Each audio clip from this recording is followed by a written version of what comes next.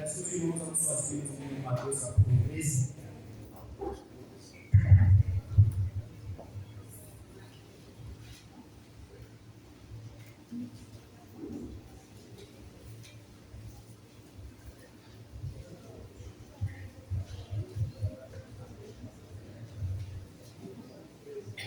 Mateus capítulo 13. Obrigado, irmão Marcos.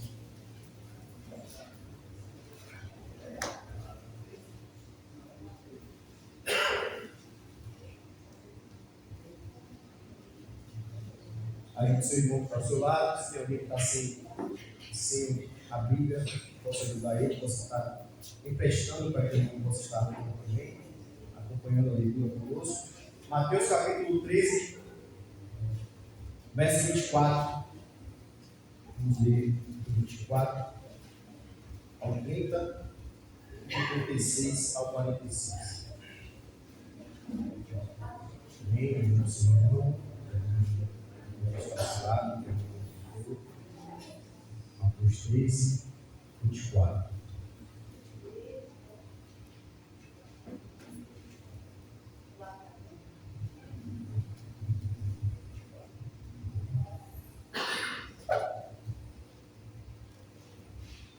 Amém. Jesus apresentou-lhes outra parábola dizendo: o reino do céu é semelhante ao homem que semeou boa semente em seu campo. Mas enquanto os homens dormiam, seu inimigo veio e semeou joio no meio do trigo e retirou-se. Assim, quando o trigo cresceu e começou a dar espigas, apareceu também o joio. Então os servos do proprietário chegaram e disseram: Senhor, não semeaste boa semente no campo? De onde veio o joio? Ele lhe respondeu: algum inimigo fez isso. E os servos lhe disseram: queres então que o arranquemos? Mas ele disse: não, para que ao tirar o joio, não arranqueis também com eles o trigo. Deixai ambos crescerem juntos até a colheita. Na época da colheita, direi aos que fazem a colheita: ajuntai primeiro o joio e atai-o em feixes para queimá-lo. O trigo, porém, recolhei no meu celeiro. Versículo 36. Então, deixando as multidões, Jesus entrou em casa e aproximaram-se dele os seus discípulos, dizendo: explica-nos a parábola do joio do campo. E ele respondendo disse: o que semeia a boa semente é o filho do homem. O campo é o mundo. A boa semente são os filhos do reino. O joio são os filhos do maligno. O inimigo que o semeou é o diabo. A colheita é o fim do mundo. E os que fazem a colheita são os anjos. Assim como o joio é colhido e queimado no fogo, assim será no fim do mundo. O Filho do Homem enviará seus anjos, e eles ajuntarão no seu reino tudo que serve de tropeço. E os que praticam mal, e os lançarão na fornalha de fogo. E ali haverá choro e ranger de dentes. Então os justos resplandecerão como o sol no reino de seu Pai. Quem tem ouvidos, ouça. Quem tem ouvidos, ouça. Glória a Deus, olhos. Senhor Deus Pai Todo-Poderoso, toda a honra, toda a glória seja nosso Senhor. Senhor, nós agradecemos por essa rica e boa oportunidade que o Senhor nos dá. Que o Senhor continue conduzindo tudo que está sendo feito nessa casa, para todo este culto chegue até a Ti. Possamos todos nós hoje sairmos transformados pela Tua palavra, pelo Teu querer, pela Tua vontade, que venha diminuir, o Senhor venha crescer. Em nome de Jesus, usa meus lábios para falar aquilo que o Senhor quer falar na Tua noite, Pai, nesta noite. E que a Tua noite seja receptiva, Pai, e aprenda tudo aquilo que o Senhor quer nos passar esta noite para a glória de Deus, Pai. Seja conosco, fica conosco para a glória de Jesus. Amém. Sem Deus. Glória a Deus. Esse tema bateu muito forte no meu coração já tem algumas semanas. Deus vem falando comigo, toda vez que eu ligo como passar, e ele traz a temática desta noite, que é a autoanálise. A gente vai chegar lá. Nós nos autoanalisarmos. E Jesus, no capítulo 13 de Mateus, vai dizer que Jesus ele senta-se à beira do mar e vai reunir uma multidão de pessoas. Estava uma multidão de pessoas para ouvir a Jesus. E o Império Romano, o Estado Romano que ali havia, onde Jesus estava pregando, a maioria daquelas pessoas que estavam ali eram pessoas que eram camponeses. A maioria das pessoas que moravam em Roma eram pessoas que eram camponeses, que trabalhavam com o campo, que trabalhavam com a terra. E Jesus, sabiamente, ele vai falar duas parábolas. Primeiro, a parábola do semeador e depois a parábola do joio e do trigo.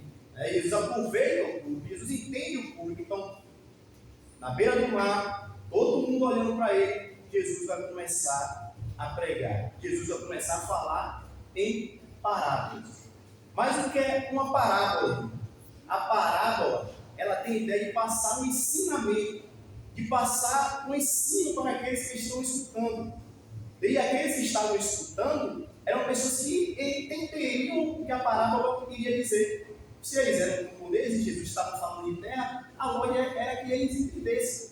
É como uma piada, irmão. Quando contamos a piada, a expectativa é que aqueles que estão escutando eles entendam e compreendam. Não é a ideia que a gente venha interpretar depois. A graça da piada é quando a gente conta, as pessoas entendem. Né? As pessoas entendem o que estão falando. Assim era Jesus aqui. Ele está contando a parábola e a expectativa é que as pessoas elas compreendam. E a ideia da parábola é fazer com que as pessoas tenham uma reação a escutar a parábola. E Jesus vai começar no capítulo 13 a falar da parábola do semeador. O semeador ele vai sair a semear. E ele vai falar de 4 terrenos a qual é semeado a semente. Primeiro ele começa a falar que a semente, a primeira semente, ela vai cair na beira do caminho. Versículo 3. E falou-lhes muita coisa por meio de parábola, dizendo: o semeador saiu a semear, enquanto semeava, uma parte caiu à beira do caminho, e as aves vieram e a comeram. Jesus vai continuar e vai falar. A segunda fala sobre as pedras. Versículo 5. Outra parte caiu em solo pedregoso, onde não havia muito terra, e logo brotou, pois a terra não era profunda. Jesus vai continuar falando, versículo 6. Mas saiu o sol e a queimou, como não tinha raiz, a secou. E a outra parte, a terceira parte, Jesus vai falar, a outra parte caiu entre espinhos, os quais se sufocaram quando cresceram. Mas a outra parte caiu em terra boa, e deu fruto, e um grão produziu outros 100, outros 70 e outros 30. Versículo 9, quem tem ouvidos, ouça. Jesus ele vai primeiro falar da boa terra, depois ele vai explicar, a partir do verso 18, o que seria essa parábola do semeador. A primeira terra que ele fala é a terra do bom caminho. O homem vai começar a semear, quando o homem iria semear, o homem arava a terra. Não sei se vocês já viram um homem arando a terra, ele vai lá e coloca, ele começa a colocar caminhos, caminhos onde a terra vai ser semeada. Ele vai dizer que o primeiro ele cai fora do caminho, então ele depois vai dizer que vem o inimigo e toma aquela semente. Mas os discípulos, no versículo 10, eles vão perguntar por que Jesus está falando parábolas. Por que Jesus não chega de forma talvez clara e fale com eles sem necessidade de uma história, fosse diretamente falasse com eles? Qual o motivo do Senhor falar com parábolas com aqueles homens? Qual a ideia de Jesus de trazer a parábolas para aqueles homens? Mas eram homens ali que entendiam, conheciam de campo, e Jesus vai utilizar isso. Jesus vai dizer, eu falo por meio de parábolas, porque a nós foi dado o direito de conhecer os mistérios do reino. Versículo 11. A eles foram dados o direito de conhecer os mistérios do reino de Deus. Mas a eles, os outros não. E por que os outros não? E por que somente a nós e não aos outros? E aí Jesus vai trazer no versículo 15 uma profecia que foi falada em Isaías. Versículo 14, ouvireis e nunca entendereis, e vendo vereis e jamais percebereis, porque o coração desse povo se tornou insensível, e com os ouvidos ouviram de má vontade, e fecharam os olhos para que não vejam, nem ouçam com os ouvidos, nem entenderam com o coração, nem se converteram, e eu os fui. Aqueles homens que ficavam ali, que não eram os homens que estavam escutando, eles não entenderiam o que estava sendo falado. Não porque Jesus não queria que eles compreendessem, Jesus queria que eles compreendessem.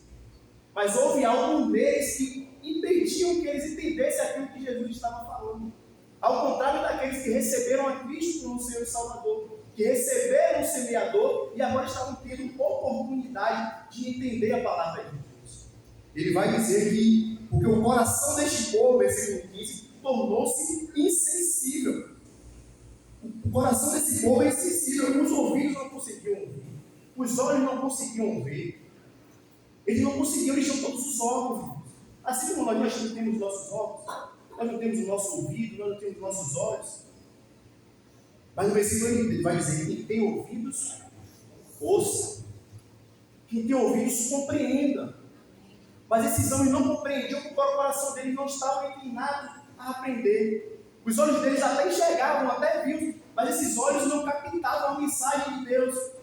E não era por causa de Deus, mas por causa do coração endurecido. Não deixava a palavra de Deus penetrar no coração. E precisamos ter cuidados também como igreja para não deixar os nossos corações sensíveis. Precisamos ter sensibilidade à palavra de Deus. Precisamos ter sensibilidade à palavra do Senhor. Porque o Senhor quer ministrar coisas em nossos corações para nos transformarmos conforme a vontade dEle. E esses homens eles viviam assim, irmão. Insensíveis, a palavra não entrava no coração deles, porque eles não queriam. Os olhos deles não conseguiam enxergar as verdades, os ouvidos não entendiam. Mas quem tem ouvidos, ouça. Quem tem ouvidos consegue compreender. Jesus no versículo 16 vai dizer: mas bem-aventurados os nossos olhos, por quem vê, e os vossos ouvidos, porque ouvem. Pois em verdade eu digo que muitos profetas e justos desejaram ver o que veio, e não viram, e ouviram o que ouviste, e não viram. Valorizemos a oportunidade, Deus, de poder escutar, de poder enxergar, de poder ver as verdades do Evangelho. E essas verdades podem transformar as nossas vidas e transformar os nossos corações. Ao contrário desses homens que não conseguiram por causa da insensibilidade, irmãos. O coração fechado. Você já viu essas pessoas que às vezes a gente está aí fora, vai levar uma palavra, a pessoa corre de um lado, a gente está de um lado, eles correm para o outro, a gente vai para o outro, eles correm para o ligar, e está aquele ligar, a gente sabe como é, eles sabem. O pessoal vai correndo, não querem escutar. Eles podem até ouvir, mas não vão conseguir compreender, porque o coração está fechado, irmãos. Não querem ser transformados pela palavra de Deus. Jesus, na parte final do versículo, vai dizer: eles não conseguem se converter e Jesus não consegue curar eles, porque eles não se permitiram ser curados. Jeremias passou 40 anos pregando no deserto. Teve uma alma que se rendeu a Deus. Não teve uma alma que se rendeu ao Senhor. E Jeremias estava lá pregando o Evangelho de Deus. Jeremias vai dizer até lá no capítulo 8, vai dizer que não havia bálsamo em Gileade, não havia cura em Gileade, porque não curou a ferida do povo. O povo se tornou insensível diante das verdades de Deus. A verdade de Deus está clamando, continua clamando, e o povo continua insensível, irmãos. O povo continua com a cegueira, não quer escutar, até escuta, mas não consegue compreender, porque o coração está fechado, irmãos.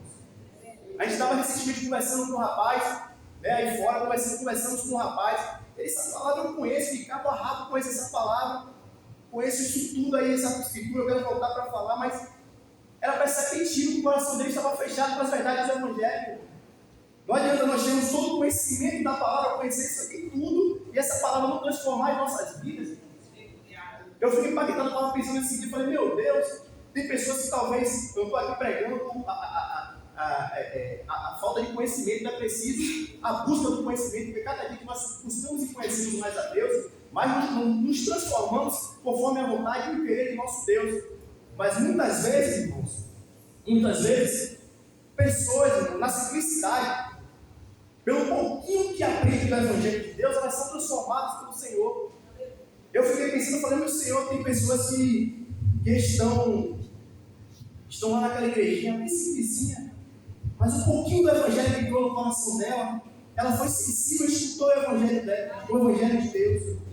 E esse Evangelho transformou a vida daquela pessoa, e foi transformando a vida do filho, foi transformando a vida do marido, foi transformando a vida do neto. É assim que a palavra de Deus faz, irmãos. Para aqueles que estão sensíveis a escutar a palavra de Deus. É Cristo falando com você, e você deixando Cristo falar com você, e deixando Ele transformar a sua vida. E aqueles homens que não estavam nisso, que Jesus vai explicar. O os mistérios foram dados a vocês. Então valorizem isso. Bem-aventurados são vocês que ouvem. Bem-aventurados são vocês que estão vendo, vocês que escutam. Porque aqueles que não compreendem, ele vai dizer no versículo 18, compreender, pois, a palavra do semeador. A todo que ouve a palavra do rei não entende, vê o maligno e tira o que foi semeado no coração. Esse que foi semeado à beira do caminho. O que foi semeado à beira do caminho? Que o inimigo vem e toma. É aquele que não compreendeu a palavra de Deus. Não compreendeu porque não consegue entender pelo intelecto, não. É porque não aceitou a palavra de Deus. Não quis que a palavra transformasse a vida. E é necessário deixar a palavra de Deus transformar as nossas vidas.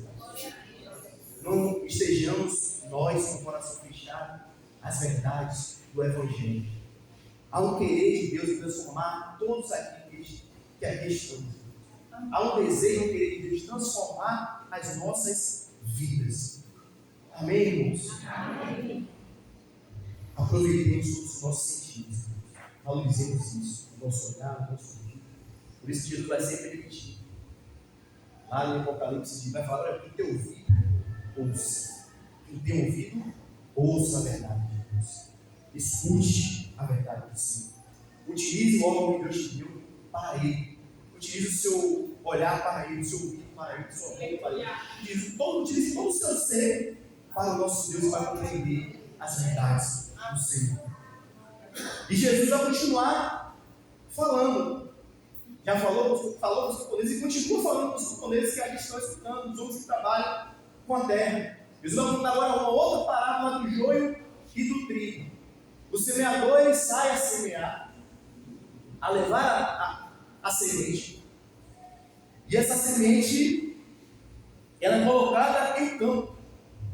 Vamos ao texto de Jesus, apresentou outra parábola, dizendo: o reino do céu é semelhante ao homem que semeou boa semente em seu campo.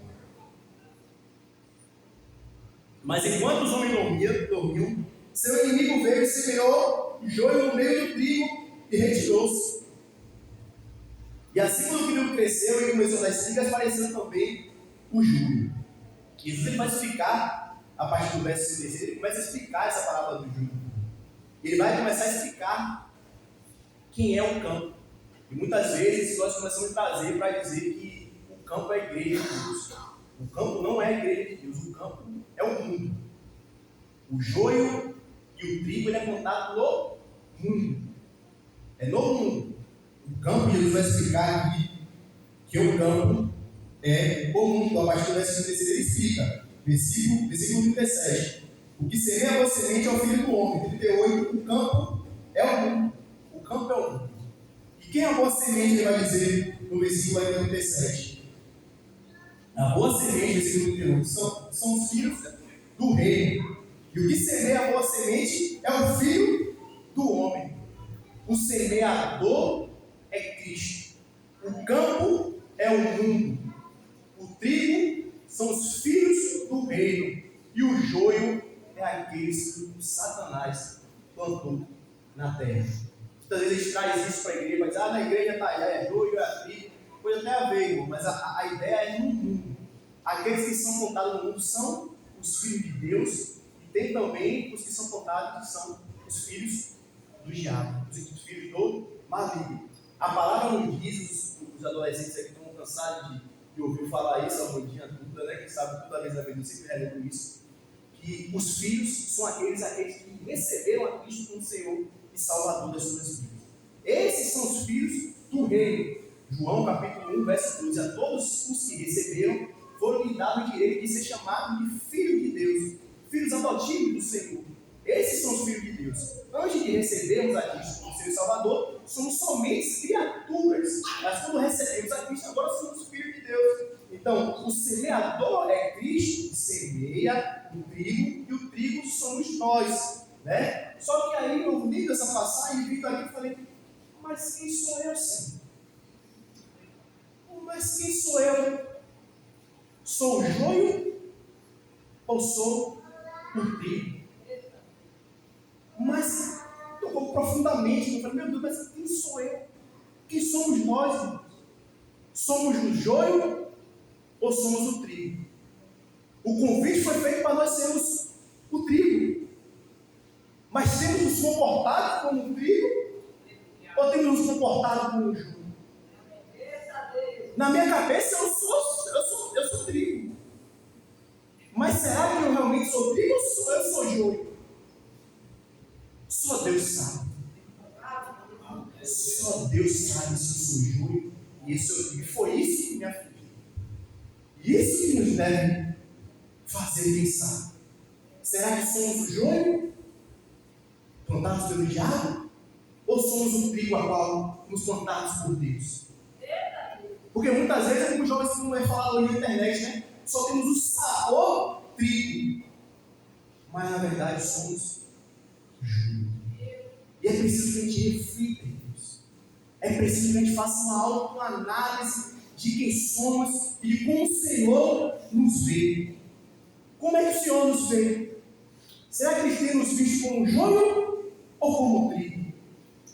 Eu confessei a Cristo como Senhor e Salvador. E a palavra é verdadeira, e se eu receber a Cristo como Senhor e Salvador, eu sou trigo, eu sou filho. Eu recebi o Espírito Santo com a garantia da herança. Eu escutei a palavra da verdade e recebi a Cristo no meu coração. Mas o meu comportamento condiz com o meu chamado? Condiz com o convite que eu recebi da parte de Deus? Eu refleti muito. E eu fiquei toda vez que vinha essa frase na minha loucura, eu ficava, mas eu sou joio, mas eu sou trigo. Mas eu faço tantas coisas, né? Estou seguindo o Senhor aí, então minha vida tem se transformado, mas eu sou joio, eu sou trigo. Esse Senhor me diz. E é necessário que a gente faça uma autoanálise. Esse é o tema da pregação essa noite. Precisamos fazer uma análise de nós diante de Deus. Porque muitas vezes estamos nos iludindo, achando que estamos servindo a Deus, achando que estamos tendo um comportamento de trigo, estamos tendo um comportamento de joio. E como é que Deus está nos vendo? E como é que o Senhor está nos vendo? Eu te chamei como filho, te chamei como trigo. Mas como é que está seu comportamento diante de Deus? A palavra diz que, em Timóteo capítulo 2,19, o Senhor conhece os seus. Na minha cabeça e no meu coração, mas o Senhor conhece os seus. O Senhor conhece os seus. E nós muitas vezes estamos preocupados em procurar quem é o trigo. Estamos preocupados, na verdade, estamos preocupados em saber quem é o joio. Quem é o joio que está no meu meio? Quem é o joio que está no meu meio? Cadê o joio que está no meio da gente? Vamos ficar ligados que o joio está aí. Mas não nos preocupamos se nós somos o trigo. Há uma preocupação tremenda, o joio está aí. Está no nosso meio, cadê o joio? Não nos preocupamos se nós somos o trigo de Deus. Aqueles que fomos plantados pelo Senhor. Precisamos fazer essa pergunta, irmãos. A Bíblia nos instrui a descobrirmos quem são os falsos profetas. Descobrimos aqueles que são maus por causa do que? Dos frutos. A gente consegue descobrir quem são os maus. Pelos frutos nós identificamos a árvore. Nós conseguimos identificar, mas a Bíblia não nos instrui a ficar procurando quem é o joio, procurando quem é o errado, procurando quem é o falso profeta. Não, a gente sabe como identificar e discernir quem é. Mas a Bíblia nos instrui a procurar sabermos quem nós somos diante de Deus. Quem é você diante de Deus? Essa pergunta precisa martelar toda a pregação. Quem sai com essa pergunta martelando em nosso juízo. Quem somos nós diante de Deus? Mateus capítulo 26. Peço que os irmãos abram sua Bíblia. Mateus capítulo 26.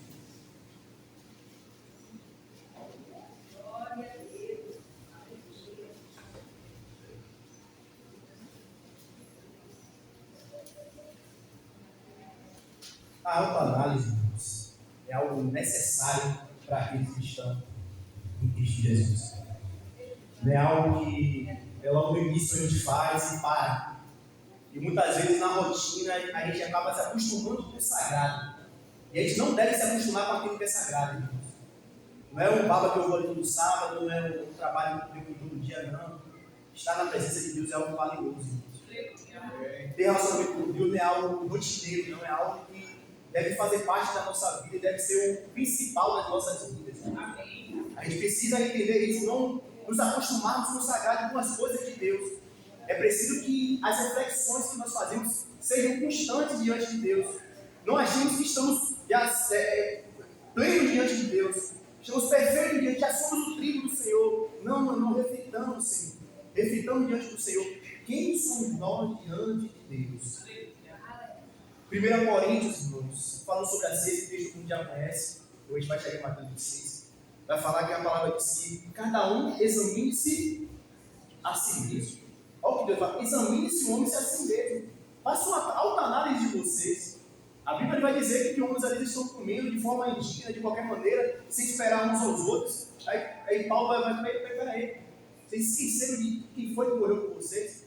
Vocês esqueceram do que vocês fazem na ceia do Senhor? A ceia do Senhor é para lembrar o corpo de Cristo. Vocês estão comendo de forma indigna, sem lembrar que teu irmão necessita também. Ei, para com isso. Examine-se antes de. Paulo está falando para você não comer, mas antes de você comer, examine-se. Lembre que teu irmão ali que precisa comer, não coma de forma indigna. Discirna sobre o corpo do Senhor. Faça uma autoanálise. A autoanálise é necessária para nós cristãos, irmãos. Porque senão nós vamos andando, caminhando, e achando que está tudo normal. Está tudo bem, eu orar pouco, está tudo bem, eu não jejuar, está tudo bem, eu não evangelizar, está tudo bem, eu não crescer no reino, está tudo bem, mas não está tudo bem. Não está tudo bem, está tudo errado. Desculpa te dizer isso, mas está tudo errado. Se a gente não está lendo a palavra de Deus, se a gente não está jejuando, se a gente não está orando, se a gente não está fazendo aquilo que o Senhor está mandando nós fazermos, nós estamos errando. Nós estamos errando. Aí uma necessidade de se fazer uma autoanálise. Como é que o Senhor está me vendo? Lembra de Éfeso, irmão? Você viu o Éfeso aqui, que é uma igreja que leva a reflexão. Cristo vai falar em Éfeso, com Éfeso lá em Apocalipse. Vai falar com Éfeso em Apocalipse. E vai falar que Éfeso ele faz muitas coisas, né? Não, você faz isso, você é contra a doutrina de Gomaritas, você faz tudo isso. Mas, aí tem uma parte fazendo, entretanto, misericórdia. Já pensou, irmãos? Que você faz, que você faz isso, faz aquilo, mas, entretanto, está faltando. E eu estou até achando que está tudo beleza. Mas o Senhor está achando tudo. E o Senhor está achando o quê? Éfeso é uma igreja maravilhosa, Paulo ficou 3 anos em Éfeso. Mas a igreja que houve repreensão do meio Senhor. Você faz isso, faz aquilo, faz aquilo lá, mas entretanto, tem algumas coisas contra você. Eu conheço você. Ele vai começar falando que conhecia Éfeso. E conhecer é algo muito profundo na Bíblia. Conhecer é ter relacionamento, é mais do que ter entendimento sobre algo, é conhecer, é ter relacionamento com a pessoa. E Cristo vai falar: eu conheço você. Você faz isso, faz aquilo, faz aquilo lá, mas entretanto, eu tenho algo para ti. Mateus 26, verso 20, 25, ao início da Páscoa, Jesus vai falar com os discípulos. 26, do 20 ao 25. Ao cair da tarde, Jesus pôs-se à mesa com os 12 discípulos. Enquanto comia, Jesus disse: em verdade lhe digo que um de vocês vai me trair. E eles, muito entristecidos, começaram um por um a perguntar uns aos outros. Perguntou-lhe a Jesus, na verdade: pois por acaso seria eu sim? Jesus respondeu: o que come comigo põe a mão no prato, esse vai me trair. O Filho do Homem vai, como está escrito a seu respeito. Mas sai daquele que o Filho do Homem está sendo traído. Melhor seria para ele se nunca tivesse nascido. Melhor seria para ele que nunca tivesse nascido. Versículo 25. Então Judas, que o traía, perguntou: por acaso sou eu, mestre? Por acaso sou eu, mestre? Jesus respondeu: você acabou de dizer isso. Há uma diferença. Enquanto Judas fala mestre, os discípulos falam Senhor. Enquanto Judas fala mestre, os discípulos, entristecidos diante de Deus, em vez de ficar acusando uns aos outros, eles perguntam assim, eles fazem uma pergunta retórica: sou eu ou não? Pode ser eu? Existe a possibilidade de ser eu?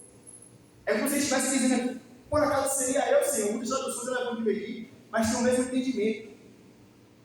Será que existe a possibilidade de ser eu? Não tem como ser eu, Senhor. É como se estivesse dizendo, perdão.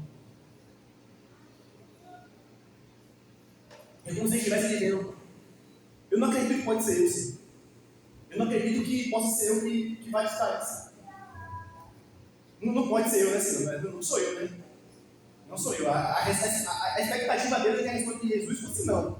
Ele se entristece diante de Jesus e se pergunta, por acaso pode ser isso?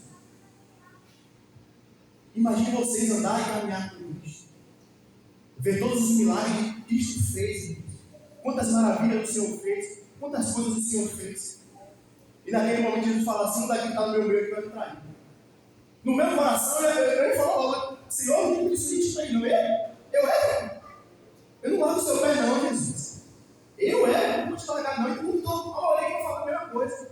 Eu não, Senhor, não vou te largar. Muitas vezes nós temos a certeza do coração de algo. Mas a resposta verdadeira sobre nós somente vem de Deus. É como se dissesse assim, no meu coração, Senhor, eu sei que eu não vou te trair, mas me responde, Senhor. Por acaso sou eu, Senhor? Por acaso sou eu que pode te trair? Eles chamam de Senhor, eles têm relacionamento com Deus, ao contrário de Judas, que realmente saiu a Cristo, que chama inicialmente de Rabi, chama de mestre. Aqueles que estão debaixo do senhorio de Cristo, irmãos, precisam fazer uma autoanálise, precisa fazer uma autocrítica e pedir que Jesus nos responda como estamos diante dele, e quem somos diante dele, e o que somos incapazes de fazer diante dele. Não fique achando que, não, eu estou caminhando, Irmãos, precisamos ouvir da parte de Deus o que é que Ele acha sobre nós. Os discípulos ali caminhavam com Deus, mas existia a possibilidade de eles saírem, assim como nós somos pecadores, somos falhos, estamos aqui porque Deus segura em nossas mãos. Porque se dependesse da gente, a chuvinha dessa, ficava todo mundo em casa. Não falar assim, Deus segura, ele fala, Deus segura minha mão. Porque eu sou falho.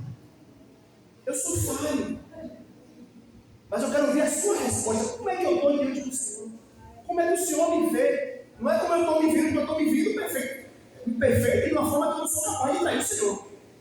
Essa pergunta ele faz, quem faz é aquele que está se confiando que não pode trair a Deus. Ele fala assim ao Senhor, por acaso pode ser eu?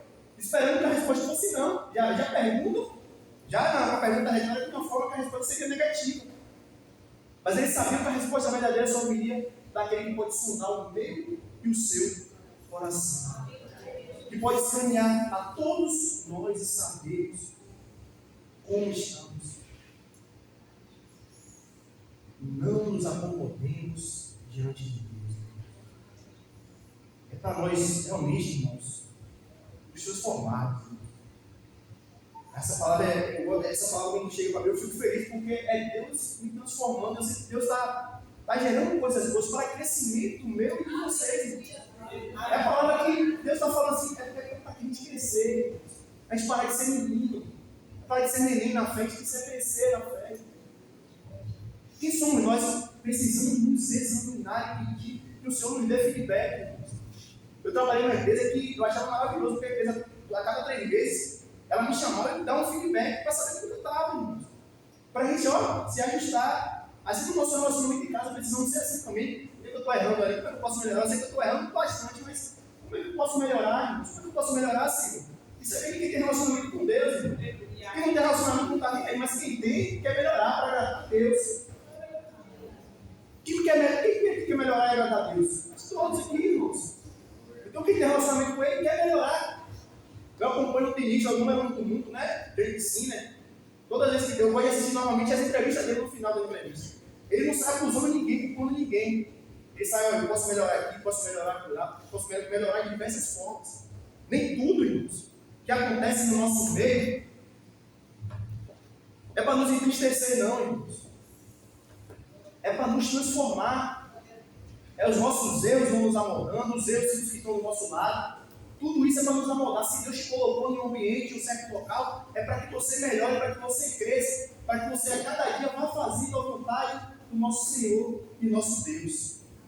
Há um desejo de Deus, há um desejo de Deus de nos transformar. E há uma necessidade de nós, a cada dia, irmãos, olharmos para Cristo, que é o perfeito, que que é a plenitude de todas as coisas. E fala, Senhor, o que é que eu estou errando, Senhor? Como é que eu estou diante do Senhor? O que é que está faltando, Deus? Eu estou fazendo até muitas coisas. Eu acho que na minha cabeça eu estou fazendo muitas coisas. Eu acho que está tudo bem, mas está faltando alguma coisa. Meu Deus, me diz, Senhor. Porque eu não posso ficar satisfeito em agradar o Senhor 50%. Eu não posso ficar satisfeito, não posso. Deus, quando ele foi para Cristo, Deus não foi para Cristo, Cristo não foi para Cristo, ele deu tudo, irmãos. É preciso que nós também demos tudo a Deus, possamos dar tudo ao nosso Deus, irmão. Não nos conformemos com um pouco, irmão, que nós fazemos diante de Deus. E o nosso fazer diante de Deus também não é nada. Sabemos que a fé sem obras ela é morta, é necessária, a fé nós somos chamados para fazer as boas obras. Mas nós devemos saber que nossa fé, na verdade, nossas obras diante de Deus muitas vezes não vão ser nada.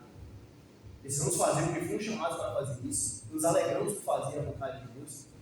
Mas se não estivermos analisando o todo, podemos estar nos iludindo.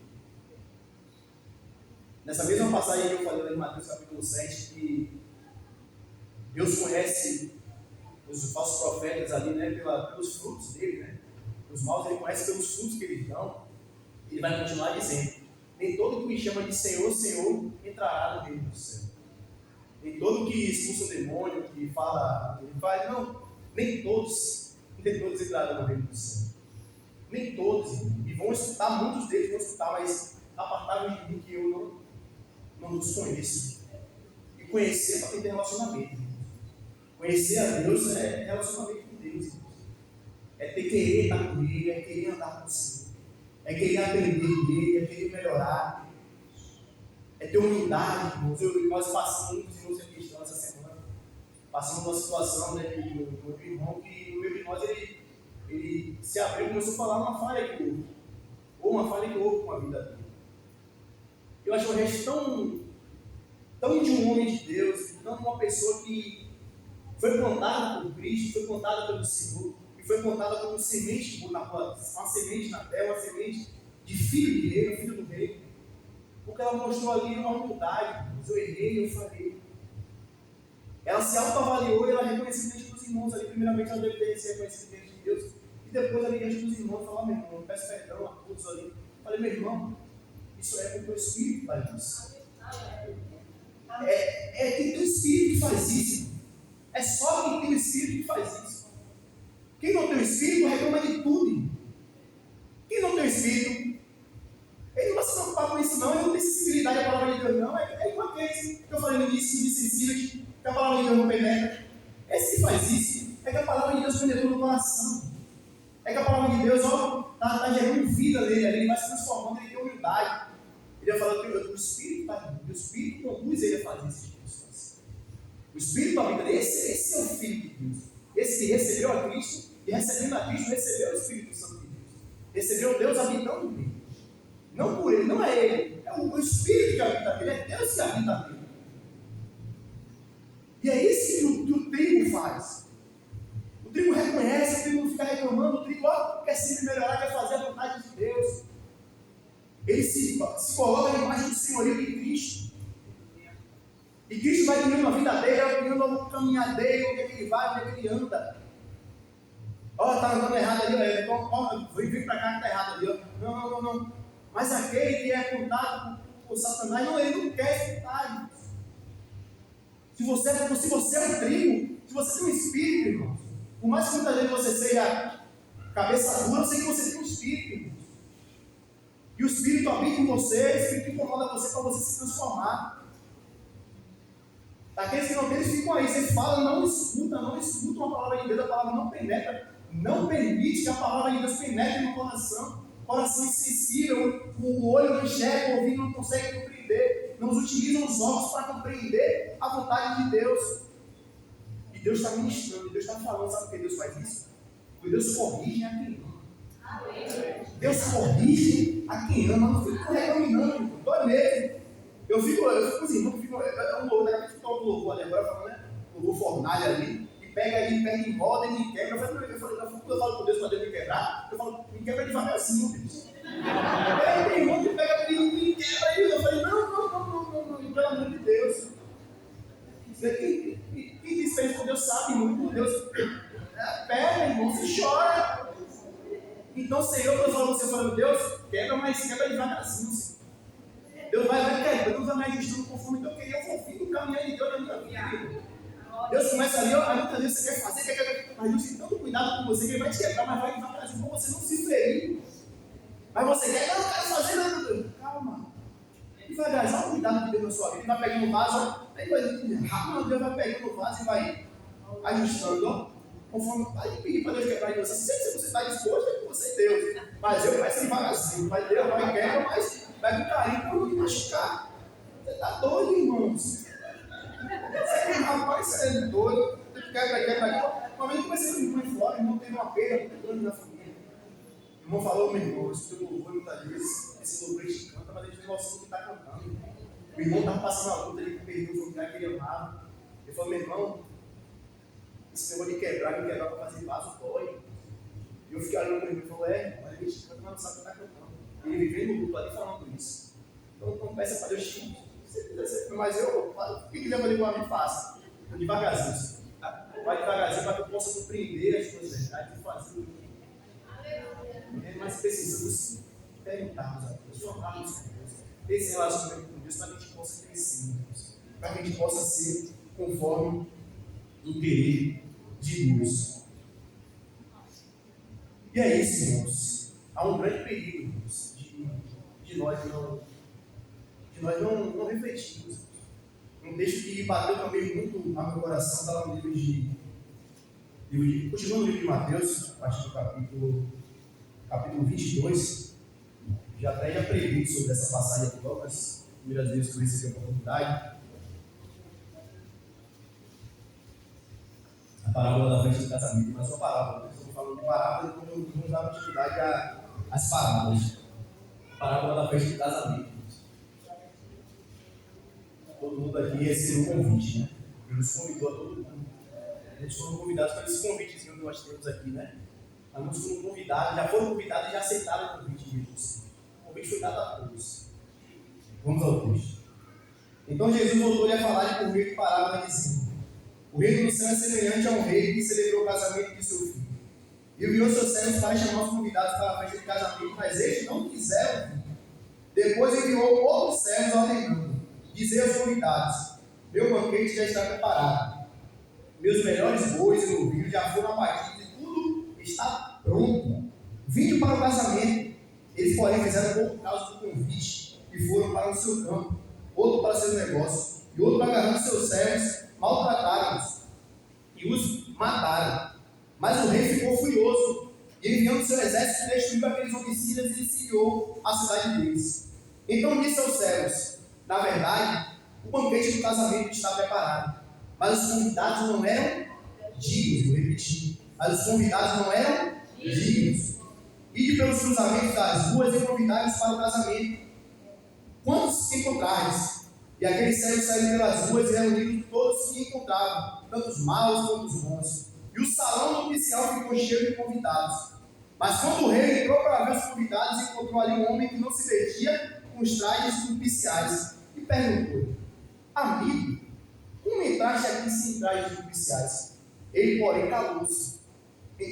Então o rei ordenou aos servos: amarrai-lhe os pés e as mãos e lançai-o nas trevas exteriores. Ali haverá choro e ranger de dentes, porque muitos são chamados, mas poucos são escolhidos. Há um grande banquete do rei. O rei aqui chama todos, convida a muitos para participar do banquete celestial. Muitos foram convidados a participar do banquete celestial. Mas nesse casamento, nesse banquete celestial, havia uma roupa nupcial. Havia necessidade de investir uma roupa para estar naquele banquete. E muitos foram vestidos por essa roupa. Não foram eles que foram vestir a roupa. Eles foram vestidos por essas roupas nupciais. Só que teve um que ele não estava vestido com os trajes nupciais. Existia um ali naquele meio que até recebeu o convite. Até foi convidado. Até estava ali com todos naquele grande momento do banquete, mas estava sem as vestes do oficiais. E ele vai concluir dizendo: porque muitos são chamados, mas poucos são escolhidos. O convite foi feito a muitos. O convite foi feito a vários. Mas só aqueles que vestem as vestes nupciais são dignos de estar no banquete.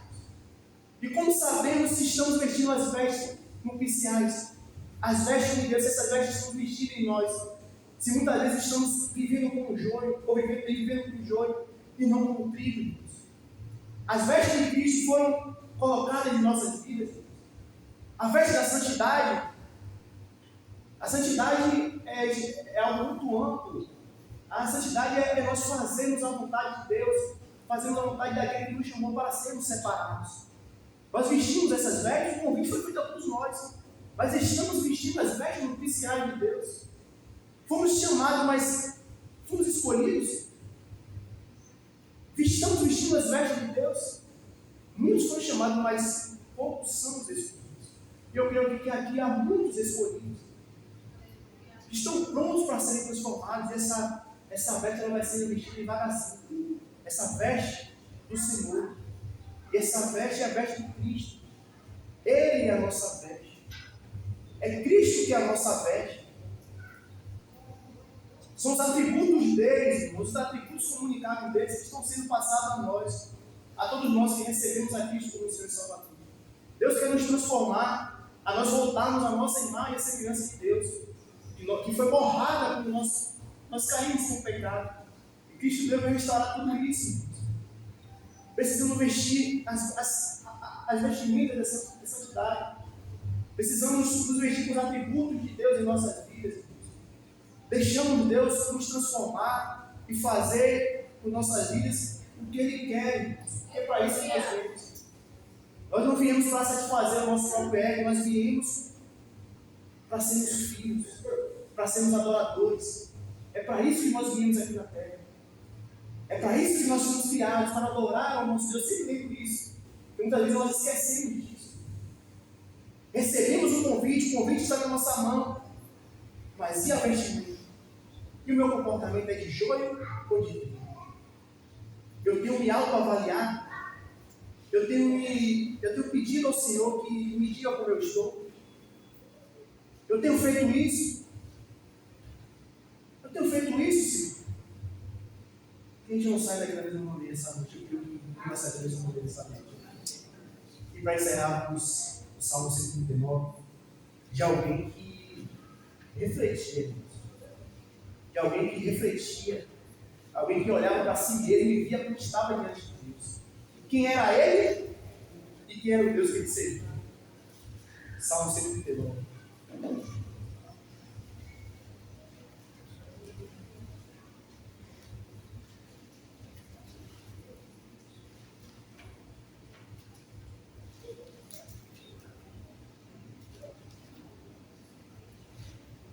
Vamos ler o verso 1 ao 3, depois a partir do 23. Davi, esse aqui ele sabia que era o Deus que se enviou. Esse aqui, ele conhecia que ele era falho, pecador e queria que Deus ajustasse a vida dele. Senhor, tu me sondas e me conheces. Sabe quando me sento e quando me levanto. Conhece de longe o meu pensamento. Examinas o meu andar e o meu deitar. Conhece todos os meus caminhos. Versículo 23. Sonda-me, ó Deus, e conhece meu coração. Prova-me e conhece os meus pensamentos. E vê se há em mim algum caminho mau e guia pelo caminho eterno. Sonda-me, ó Deus. Falemos isso, Senhor, sonda-me, Senhor. Vê se há algum caminho mau. Vê se há algo em mim que não esteja agradando ao Senhor, porque a minha cabeça eu estou agradando ao Senhor. Eu estou achando normal ficar sem orar. Eu estou achando normal ficar uma semana sem jejuar. Estou achando tudo normal, Senhor. Mas me ajuda, Senhor, de alguma forma. Você conhece meu coração, você sabe sabe como eu estou diante do Senhor, porque eu estou achando que está tudo bem. E eu não quero ser surpreendido naquele grande dia como aqueles homens que estavam fazendo, achando que estavam fazendo, e ouviu afastar alguém que não te conhece. Sonda meu coração, faz um raio-x em mim aí, Pai. Olha aí, sonda meu coração para ver que o Senhor consegue sondar. Todo mundo sabe o que é sondar, né? A máquina vai lá no profundo. E é isso que Deus faz conosco, a gente tem que pedir para Deus fazer isso. Sonda, meu Deus. Vai no meu profundo e vê como eu estou. Vê como eu estou, Senhor. Eu preciso te agradar. É isso que Davi fazia. É isso que Davi fazia e devemos fazer também. Não nos acostumemos com o povo, não nos acostumemos com o sagrado, Deus. Relacionamento com Deus, Deus.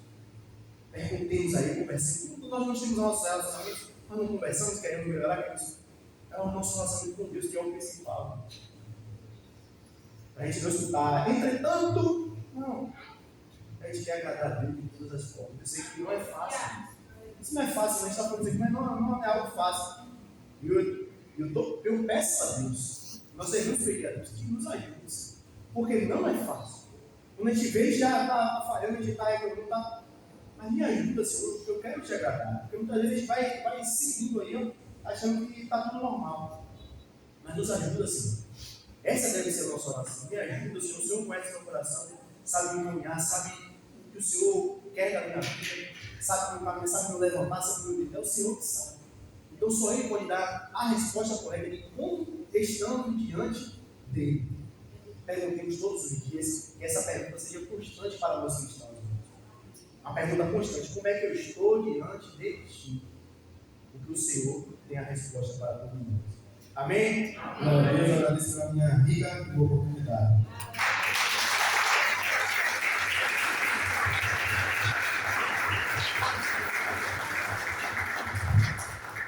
Antes de passar para o pastor, queria saber se há alguém no nosso meio que ainda não recebeu a Cristo como Senhor e Salvador dos seus filhos, que ainda não recebeu essa filiação de filho, mas que está sendo chamado para ser filho esta noite.